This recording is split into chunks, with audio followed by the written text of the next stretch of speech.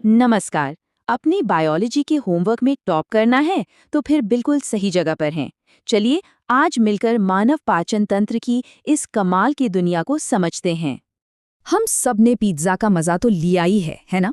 पर उस पहले बाइट के बाद हमारा शरीर उसे एनर्जी में बदलने के लिए एक बहुत ही दिलचस्प सफर पर निकल पड़ता है।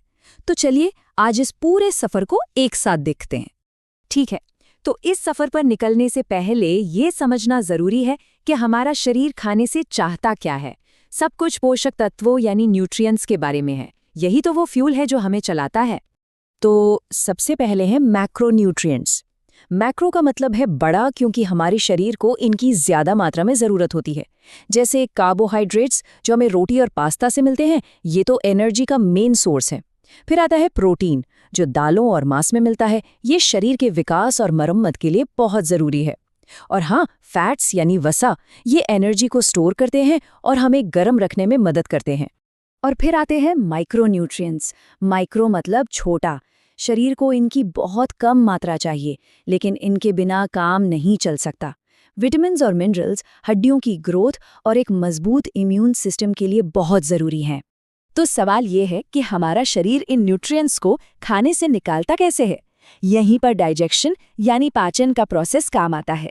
इसका सीधा सा मतलब है खाने को इतने छोटे टुकड़ों में तोड़ना कि हमारा खून उन्हें सोख सके और शरीर के हर हिस्से तक पहुंचा सके। और हमारा शरीर ये काम दो तरीकों से करता है। एक है मैकेनिकल डाइजेशन यानी यांत्रिक पाचन। इसको ऐसे समझिए जैसे किसी कागज को हाथ से फाड़ दिया, बस फिजिकली छोटे टुकड़े कर दिए। दूसरा है केमिकल डाइजेशन यानी रासायनिक पाचन। ये ऐसा है जैसे स्याही को किसी केमिकल से घोल दिया जाए। इसमें एंजाइम और एसिड का इस्तेमाल होता है जो खाने के केमिकल स्ट्रक्चर को ही बदल देते हैं। चलिए, तो अब जब हम न्यूट्रिएंट्स की बेसिक बातें समझ गए हैं, तो खाने के असली सफर को शुरू करते हैं। पहला स्टॉप, मुंह। ये है हमारे डाइजेस्टिव सिस्टम का मैप। हम इसी के सहारे खाने के पूरे रास्ते को समझेंगे, बिल्कुल शुरुआत से लेकर आखिर तक। सफर की शुरुआत होती है मुंह से, जहां दोनों तरह का डाइजेशन एक साथ शुरू हो जाता है। हमारे दांत खाने को चबाकर छोटे टुकड़ों में तोड़ते हैं, ये हो गया मैकेनिकल डाइजेशन। और उसी वक्त हमारे मुंह की लार में मौजूद एंजाइम्स केमिकल डाइजेशन भी शुरू कर देते हैं। जब हम खाना निगलते हैं तो वो एक मस्कुलर ट्यूब में जाता है, जिसे ईसोफेगस या ग्रास नली कहते हैं। यहाँ कोई डाइजेशन नहीं होता। इसका बस एक ही काम है, खाने को पेट तक पहुंचाना। और ये काम वो पेरिस्टालसिस नाम की एक जबरदस्त लहर जैसी मूवमेंट से करता है।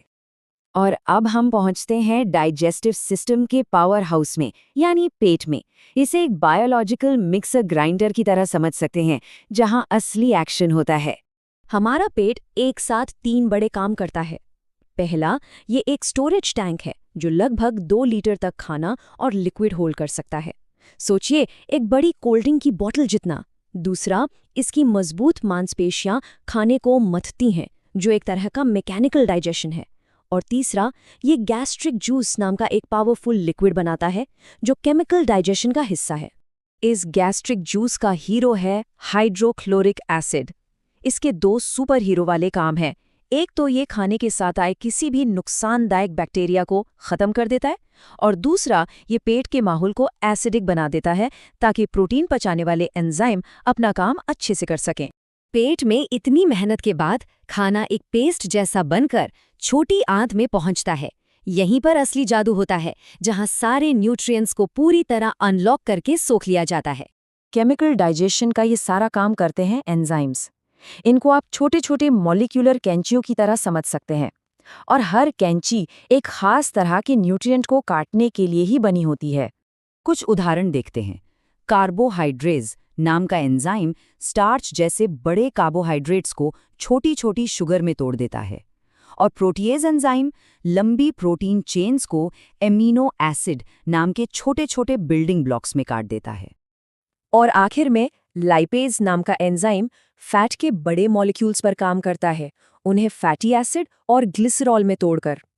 तो मतलब हर न्यूट्रिएंट के लिए एक खास एंजाइम है जो उसी पर काम करता है। तो जब खाना अपने सबसे छोटे रूप में टूट जाता है, तब बारी आती है उसे खून में सोखने की। ये काम छोटी आंत में होता है, जिसकी अंदर की दीवार पर विली नाम की लाखों उंगलियों जैसी छोटी-छोटी संरचनाएं होती हैं। ये विली सतह का एरिया इतना बढ़ा देती हैं कि न्यूट्रिएंट्स बहुत तेजी से और अच्छे से सोखे जा सकें। ठीक है, तो ये सफर लगभग पूरा हो गया है। जो कुछ भी सीखा है, चलिए उसे एक छोटे से क्विज से टेस्ट करते हैं, बिल्कुल साइंस क्लास की तरह। पहला सवाल, मान लीजिए कि दूध का एक सैंपल है और ये साबित करना है कि उसमें प्रोटीन है। कौन सा लैब टेस्ट करेंगे? जरा सोचिए। सही जवाब है बायूरिएट टेस्ट। दूध में बायूरिएट सोल्यूशन की कुछ बूंदें डालिए। अगर प्रोटीन होगा तो नीले रंग का सोल्यूशन बदलकर बैंगनी हो जाएगा। कितना आसान है ना? बढ़िया। अब अगला सवाल, मान लीजिए ये पता करना है कि आलू में स्टार्च है या नहीं, इसके लिए कौन सा केमिकल इस्तेमाल होगा? इसका जवाब है आयोडीन सोल्यूशन। जैसे ही आलू पर आयोडीन की एक बूंद डालेंगे, उसका भूरा नारंगी रंग फौरन नीला काला हो जाएगा। ये पक्का सबूत है कि स्टार्च मौजूद है। तो ये थी हमारे खाने की पूरी यात्रा। पर इस विज्ञान से परे एक बहुत बड़ी बात भी है। हमारी आंतें हमारी सेहत से इतनी गहराई से जुड़ी हैं कि उन्हें अक्सर दूसरा दिमाग कहा जाता है। ऐसा इसलिए क्योंकि जो न्यूट्रिएंट्स हम सोखते हैं वही हमारे मूड और एनर्जी लेवल को तय करते हैं। तो अब जब ये सब पता चल गया है तो असली सवाल ये है, हम अपने शरीर, अपने इस दूसरे दिमाग को फ्यूल देने के लिए क्या चुनेंगे? इस पर सोचना तो बनता है।